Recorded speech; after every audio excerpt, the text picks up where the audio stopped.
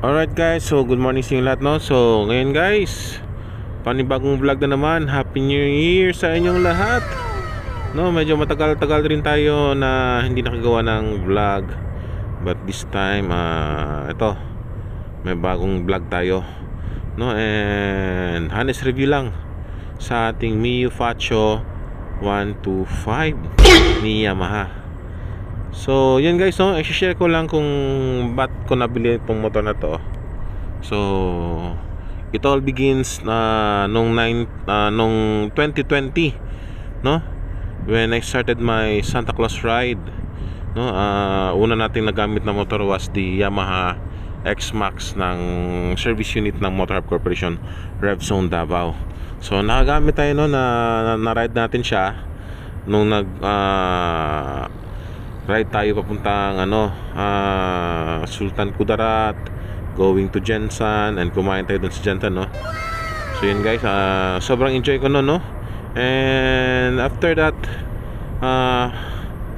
parang napaisip ko na gagawin ko siya next year, no. And yun nga naman, hindi tayo pinala dahil nagka-COVID. But nung bumalik na yung trabaho, medyo nagana yung protocol sa COVID, no. And ito, after 2 years, nilaunch niya ang Mio Faccio. So nung nakita ko itong kulay red na Mio Faccio, dun ko na-realize na, oh my god, gusto kong bilhin ang motor na ito. Dahil bagay na bagay siya sa Santa Ride for December, no. And it was September that time. Nabili ko siya ng September 29 and pinangalanan natin siya ng Micah, no. So kasi Michael yung pangalan ko, and yun, same kami ng birth date, so Micah, no. So tinawag natin siyang Micah.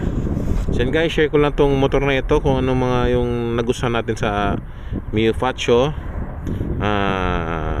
Isa sa lahat, napakatipid niya sa gasolina, and sabihin natin na 40 kilometers per liter pag city riding, and pag outside the city naman, umaabot tayo ng 45 kilometers per liter. So saan pa tayo makakanap ng motor na ganyan guys, no? Stylish, unique, and gas saver, no? Fuel saver siya, na kapag panood tayo ng ibang review ng mga ibang vloggers katulad ni Zach Lucero of Makina, and as per him, tumatakbo siya ng 70 kilometers per liter, no.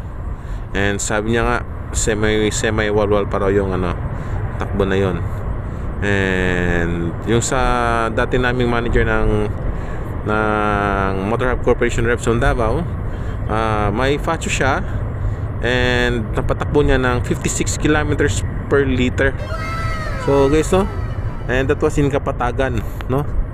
Sa akin naman, yung 45 kilometers ko na usage is talagang walwal na walwal yan guys, no. And may kabigatan po tayo na 135 kilos, kaya siguro reasonable na yung 45 kilometers per liter, no. So stylish siya, fuel saver, maganda siyang tignan, unique. Hindi siya yung mga katulad sa ibang scooters, no. Nothing against sa mga mga modern looking na scooters, pero ito talaga hindi naluluma yung kanyang design, no, kaya dahil neo retro siya. And of course guys, yung gulong niya umabot ng 13,200 kilometers yung gulong niya sa likod. Yet still, itong sa harap natin na gulong, tumatakbo pa rin ngayon ng 13,690, no. So yan guys, so hindi pa natin napalitan yung gulong niya sa harap, basta likod napalitan na natin. And yun guys, no, ito yung makina niya, hindi naman sa sobrang malakas, hindi siya sobrang mabilis. Okay rin naman siya. Nakakatakbo siya ng 93 kilometers per liter na top speed, no. And minsan nga umabot tayo ng 102 kaso lang medyo pababa na yung kalye, no. Long stretch siya, then medyo pababa, so umabot tayo ng 102. Pero normal na flat na ground na straight away, umabot siya ng 93, 92 to 93, something like that, no. So mabilis na rin yan for a 125 scooter. And hindi naman talaga top speed yung habol natin sa motor na ito, no. Kasi kung sinabi lang natin na gusto ko talaga ng high speed riding, magti-TFX na lang ako, no, dahil nga naman meron tayong TFX na motorsiklo.